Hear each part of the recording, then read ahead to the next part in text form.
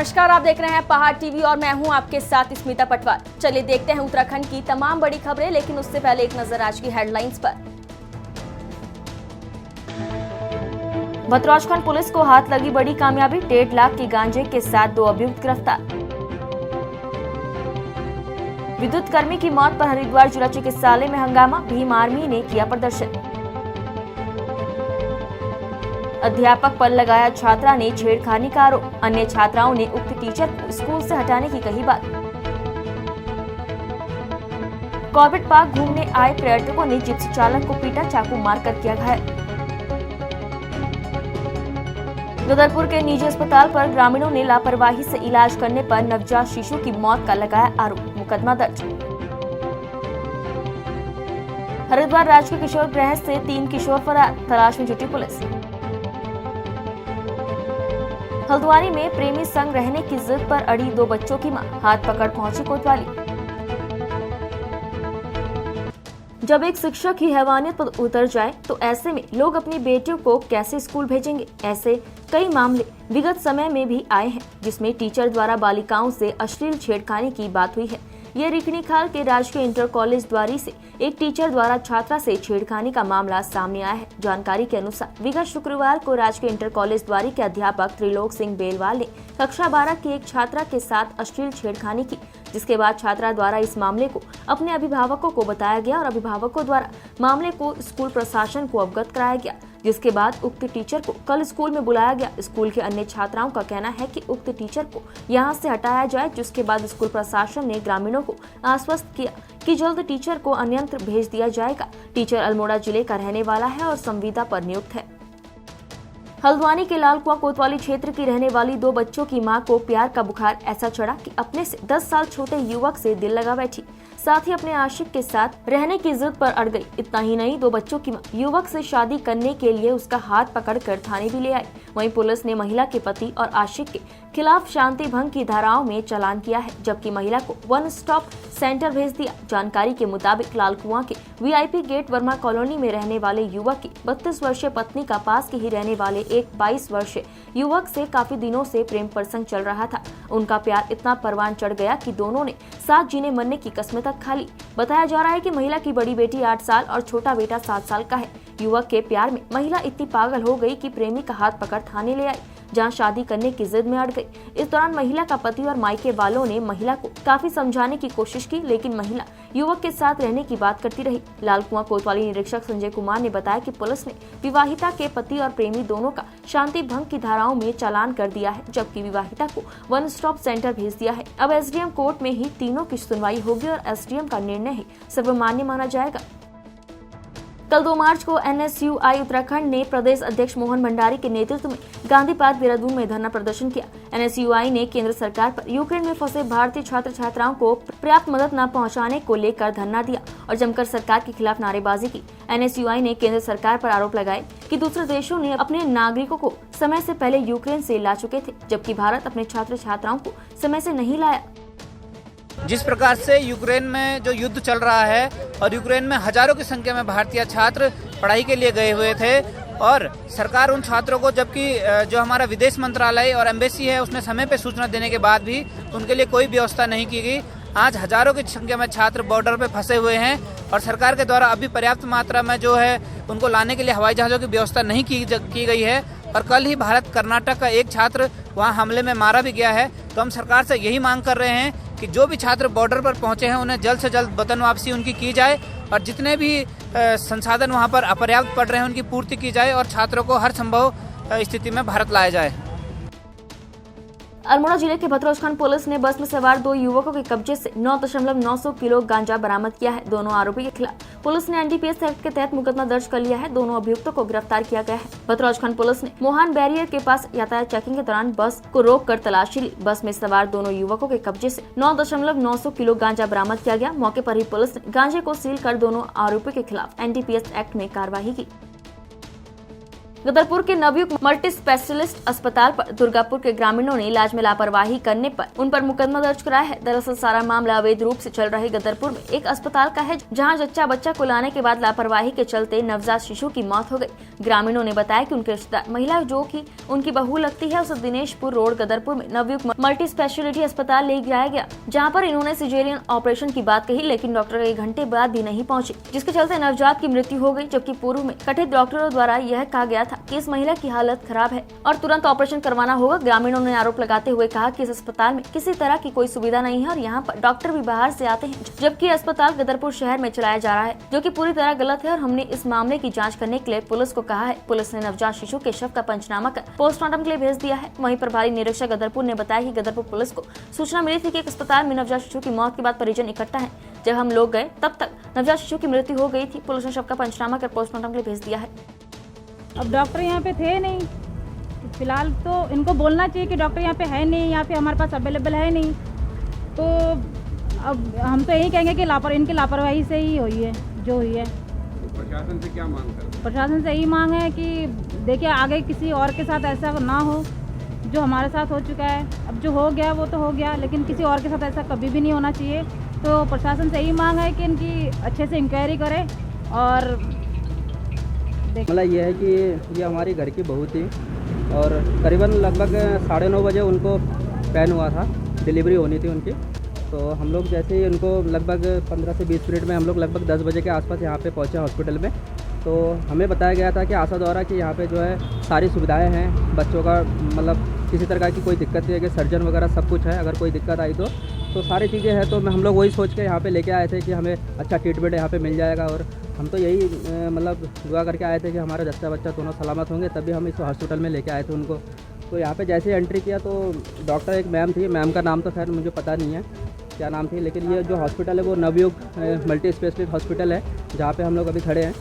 और जैसे हम लोग अंदर एंट्री हुए तो मैडम ने उनको चेक किया, और चेक करने के बाद वो ये कह रही थी कि जो है बच्चा थोड़ा क्रिटिकल कंडीशन में है और जो है इनकी सर्जरी होनी है। तो हमने बिल्कुल 1 सेकंड भी नहीं लगा डिसीजन लेने में, कि हमने यही कहा कि हमारी बहू और बच्चा दोनों सही होना चाहिए, आपको जैसा अच्छा लगे वैसा आप कीजिए।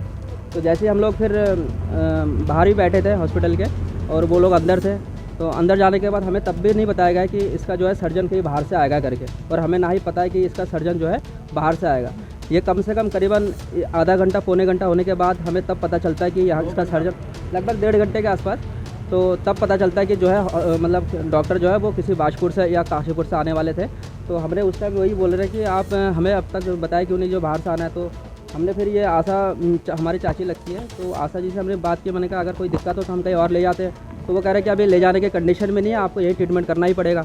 तो फिर उतने देर में डॉक्टर लगभग 2 घंटे के लमसम लगे गया, फिर डॉक्टर आए, अंदर लेके गए उनको, सारी चीज़ें हुई। तो बाद में फिर डॉक्टर साहब भी बाहर आके कह रहे कि हमारा बच्चा इस दुनिया में नहीं है। तो मेरा कहना क्या मांग है? आपको लगता है कि यहाँ जो डॉक्टर है वो प्रशिक्षित है?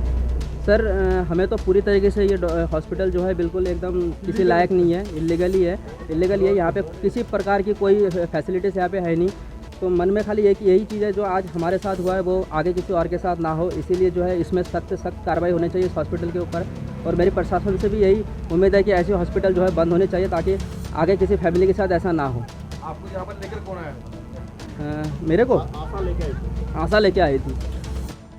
लकड़ी तस्करों की हिम्मत अब इतनी बढ़ गई है कि वन विकास निगम के पातन लोड से खैर की लकड़ी चोरी करने से भी गुरेज नहीं कर रहे। लकड़ी तस्कर 6 मोटर बाइक से खैर की लकड़ी चोरी करने का प्रयास वन कर्मियों ने असफल कर दिया, जिसमें एक तस्कर पकड़ा गया, बाकी अन्य अपनी मोटर बाइक छोड़कर फरार हो गए।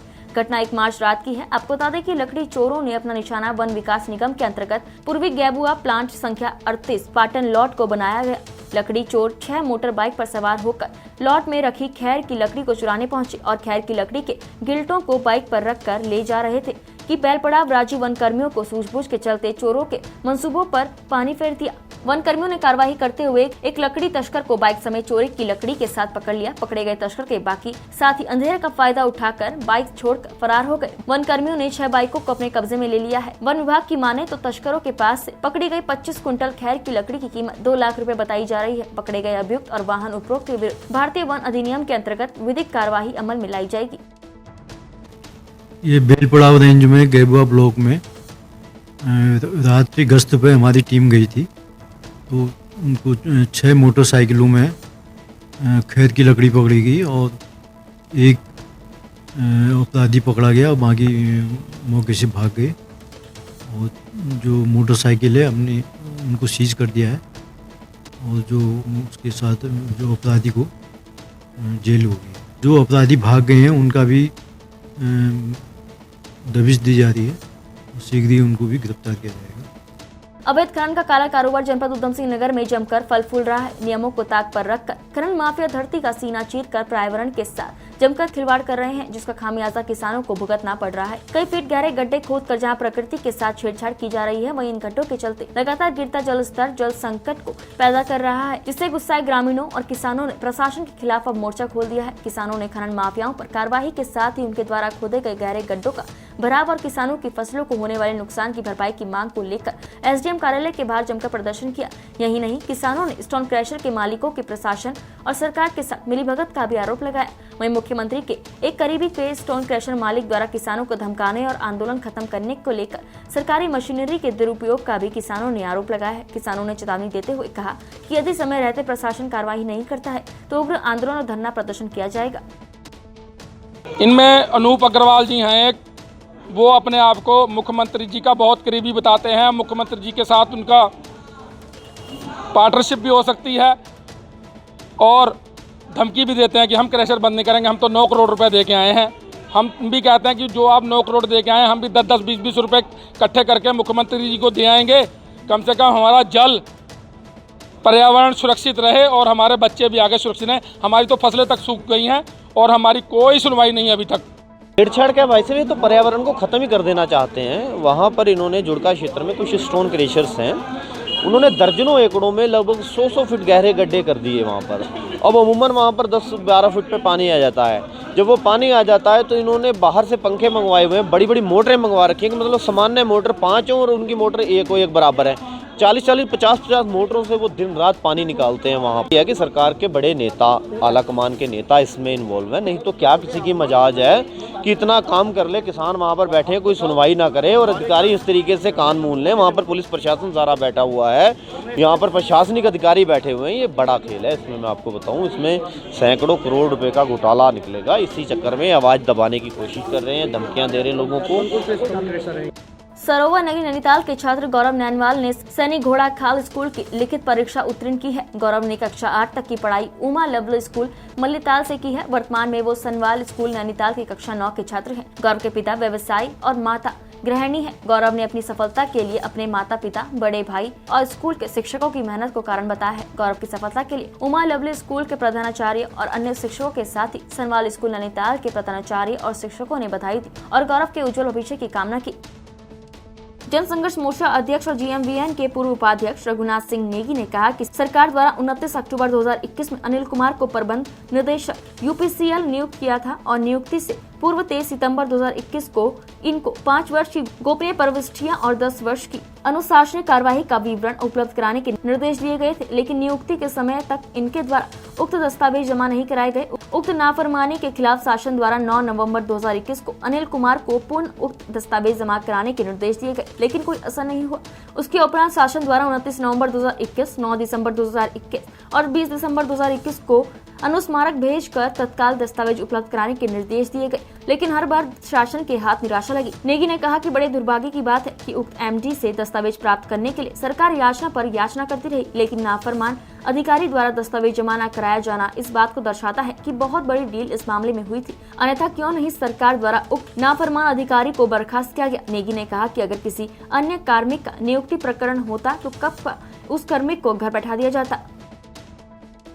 दरअसल सरकार द्वारा 29 अक्टूबर 2021 को MD UPCL श्री अनिल कुमार को नियुक्ति प्रदान की गई थी, यानी उनको तैनाती दी गई थी।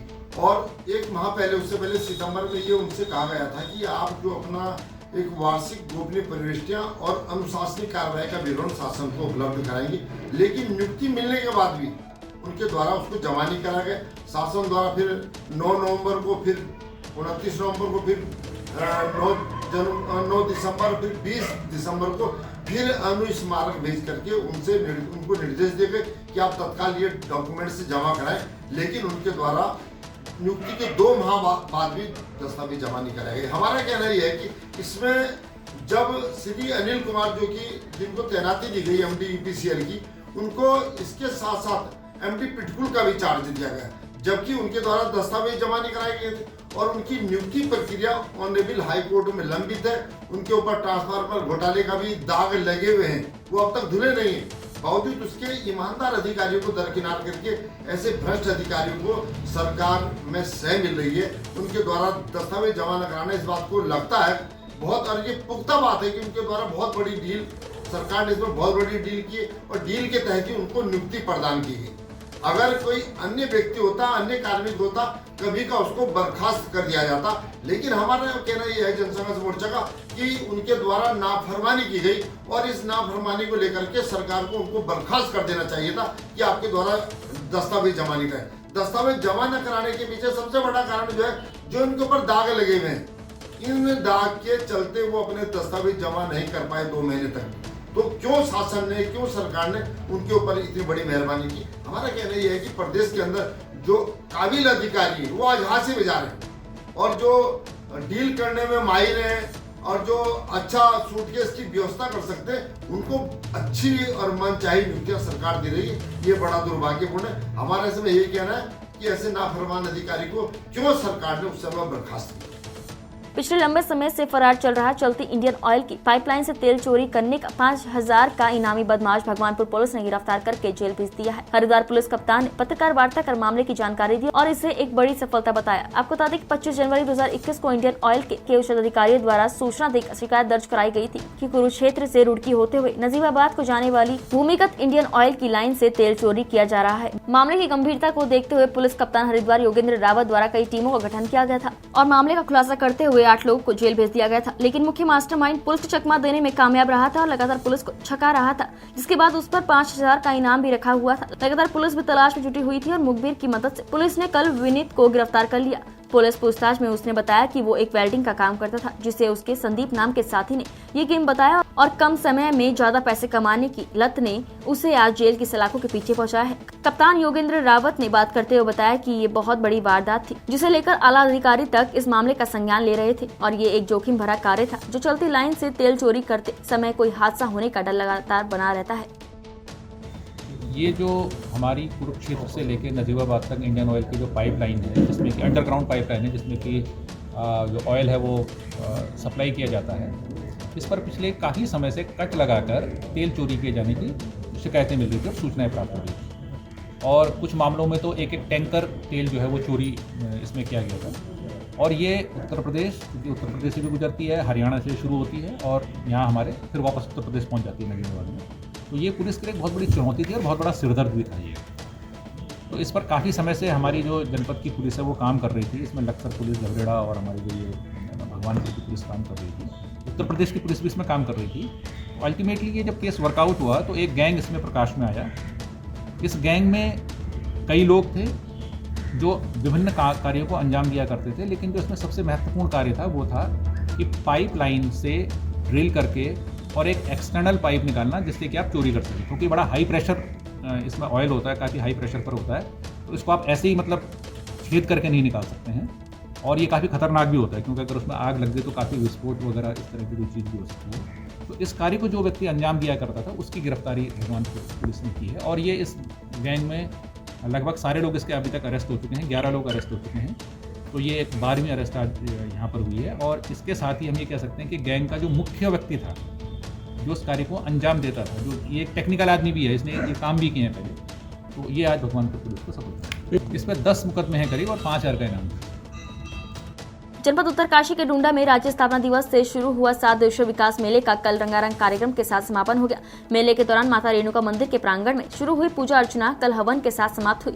इस दौरान विश्व शांति और देश प्रदेश जनपद की खुशहाली की कामना भी की गई। मेले में रेणुका माता की डोली समेत सभी क्षेत्रों से आई डोली आकर्षण का केंद्र रही। देव डोलियों ने मेले में मौजूद लोगों की रखवाली करते हुए सभी को अपना आशीर्वाद दिया।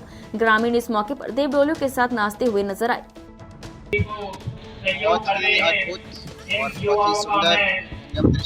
सर्वप्रथम जगतवंदिनी माता रेणुका जी को मेरा कोटि-कोटि वंदन और अपने ग्राम क्षेत्र में आकर बहुत ही आनंदित महसूस कर रहा हूँ।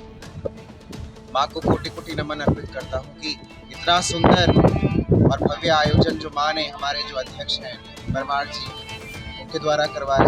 साथ में राणा जी संगीत के क्षेत्र में अपना योगदान अपना दे रहे हैं। समाज सेवा के भाव भी उनके अंदर हजार बार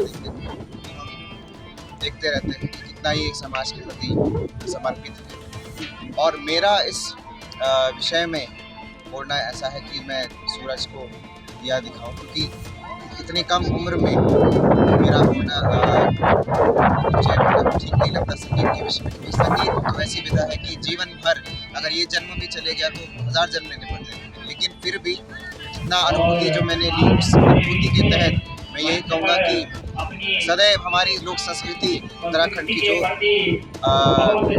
भी गीत है, संगीत है, जो भी वाद्य है, जो भी समर्पित कलाकार हैं, उन सभी कलाकार भाइयों से यही निवेदन है कि वो सदैव इसी तरह से तत्पर रहें माँ अपनी मातृभूमि के ऋण को उतारने के लिए और जीवन भर समर्पित रहें। कल मरचूला क्षेत्र के कुम्पी गांव में एक महिला की बाघ द्वारा हमले से मौत के बाद ग्रामीण आक्रोशित हो गए और उन्होंने मरचूला में नेशनल हाईवे 309 में घंटों जाम लगाए। मौके पर कोई भी जिम्मेदार अधिकारी मौजूद नहीं था। आक्रोशित ग्रामीणों ने मांग की है कि मुआवजा तत्काल दिया जाए। ग्रामीणों ने आरोप लगाया कि महिला की मौत के घंटों बाद भी कोई भी कॉर्पोरेट प्रशासन का अधिकारी मौके पर परिजनों की सुध लेने नहीं पहुंचा, न ही कोई भी राजस्व विभाग का अधिकारी पहुंचा है। ग्रामीणों ने कहा कि जब तक मुआवजे की घोषणा नहीं की जाती तब तक वो जाम लगाए रखेंगे। दिनांक 1 मार्च को ग्राम कुपी में एक महिला का निधन हो गया था, चूँकि उस पर किसी जंगली जानवर जो गुलदार बताया जा रहा है जिससे कि हमला किया गया। उसमें रात में ही पोस्टमार्टम करवा दिया गया था और इसमें आज हमारे जो अल्मोड़ा रीजन के डीएफओ साहब हैं वो भी मौके पर आए हैं और उनके द्वारा भी इसमें फोर्स का डिप्लॉयमेंट गाँव में कर दिया गया है। साथ ही विभिन्न रेंजों से जो फोर्स है उनको ला करके गांव में डिप्लॉय कर दिया गया है और पिजड़ों की व्यवस्था उनके द्वारा कर दी गई है और पिजड़े लगा करके जो भी इसमें गुलदार है उस पर कार्रवाई की जाएगी। जंगल में और उसका जो भी प्रावधान सरकारी होगा मैं इसको पूरा प्रयास करूँगा, पूरा प्रयास करूँगा यथाविधि तो मेरे जानते हैं 3 लाख रुपया। अगर कोई ऐसा प्रावधान होगा तो प्रयास करूँगा। अभी इसके बाद सर अभी ये लगातार हमने देखा ये बहुत बड़ी गंभीर समस्या है, मिलकर सोचना पड़ेगा। बात के आतंक क्यों बढ़ रहा है, क्या जंगल में आ रहा है, इसको मैं सोचना पड़ेगा। जंगली जानवर हमारे घर में क्यों आ रहे हैं, चाहे सुअर आ रहा है चाहे बड़ा आ रहा है, इस बारे में सोचना पड़ेगा और कोई ठोस नीति बनानी पड़ेगी। लोगों का भी जमीन क्यों आ रहा है घर में, जब उस जंगल में खाने वाले घर आएगा ही तो शायद हमें ये चीज़ में सोचना पड़ेगा। उसका आहार मिल जाए वो नहीं आएगा। प्राकृतिक संतुलन थोड़ा कहीं बिगड़ रहा है, ये सोचना पड़ेगा, सोचने का एक विषय है। चाहे जंगलों की आग है चाहे कुछ कारण जंगल के आहार पशुओं का नष्ट हो रहा है। हमें ये व्यवस्था करनी पड़ेगी उनका आहार जंगल में बना रहे, वो उन पर डिस्टर्ब न करे। मानव वन्यजीव संघर्ष एक वास्तव में एक कठिन समस्या है कि महिलाएं उनको बाघ ने अपना शिकार बना दिया। उस घटना की वजह से, दुर्भाग्यपूर्ण घटना की वजह से जनता में भय का माहौल है। प्रशासन ने अपना काम संतोषपूर्वक किया और जितनी जल्दी हो सकता था उन्होंने पोस्टमार्टम की व्यवस्था कल रात को ही कराई, लेकिन कहीं ना कहीं जो वन विभाग है उसकी तरफ से वो कार्रवाई नहीं हुई है जिससे कि जनता में जो भय का माहौल है उसको दूर किया जा सके।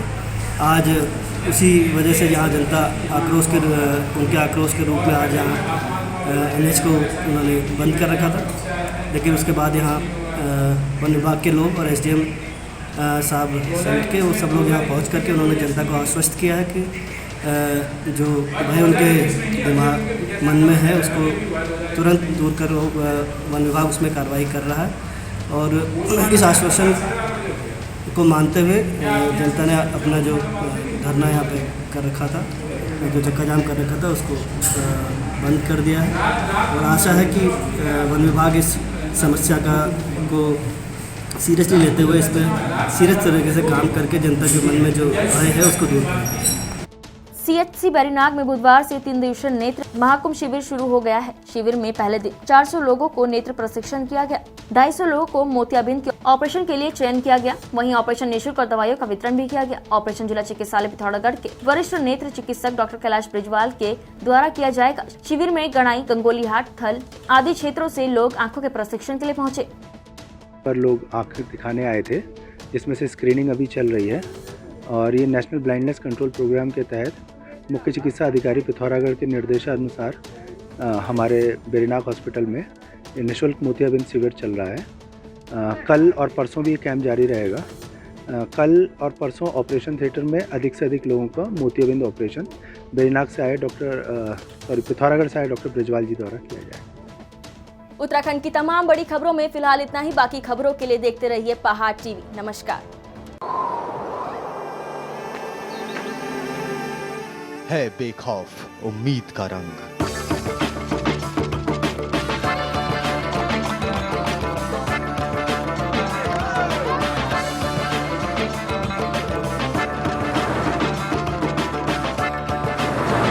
है आस्था भी।